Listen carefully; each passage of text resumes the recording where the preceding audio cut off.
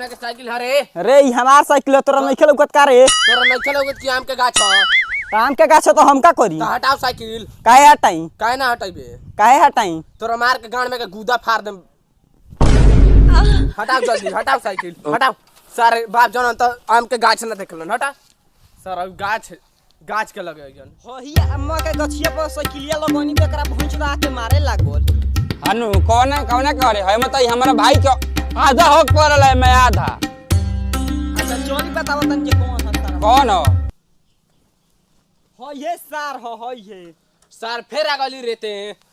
फेर के नाम लेता है।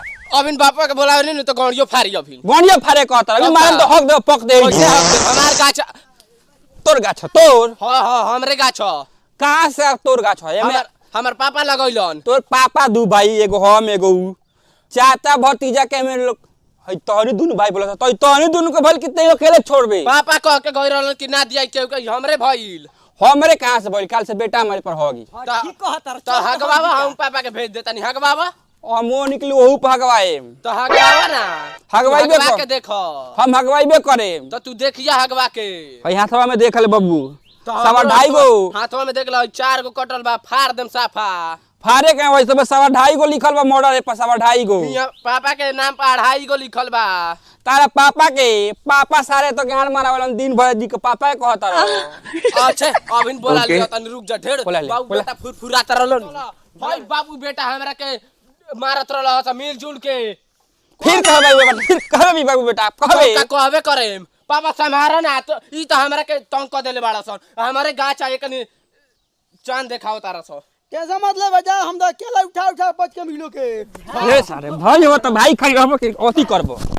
मार सरौ का मन काल से पर लड़ाई हुई। ढेर सार छोड़ बेटा छोड़, सरवा मर जाए तो झूठो मुठो के पाप लगे के मुंगा देलक भाई के। पापा खबराई घर में ले चली। नानी बेटा रे छियाई घर कहाँ ला रे? ना सदर अस्पताल में चल हमारा क्या रे? सदर अस्पताल में जो सरने मोले रे हॉस्पिटल में काम फोड़ गल हमरा।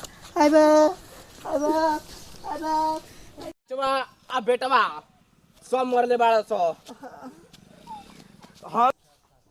हई दोनों बाबू बेटा हमरा पापा के मरले बाड़ा छ। एक नहीं पता दोनों गोड़ा पर केस करे में FIR दर्ज। FIR कर चाहे घोड़ी के झाट कर। हिसाब भइल तो हिसाब भइल, एमे कोनो सुनवाई नहीं खे। पंच सरपंच फुदवा गुदवा जौन चीज लेके कही है जो इनका का खाली तारे करे जब मक्स कइले बाइनु हाथ तुले बाइनु तार गांड तुरे। इनका के खाली फफराई घर में से लिया देवे दलो। दोनों बाबू बेटा के देख लेम सो। तू फफड़ाई घर में ले जा जा जा जा जा जा जा जल्दी जा जा जा के कहीं हम दू औरो गिरा दियो सो।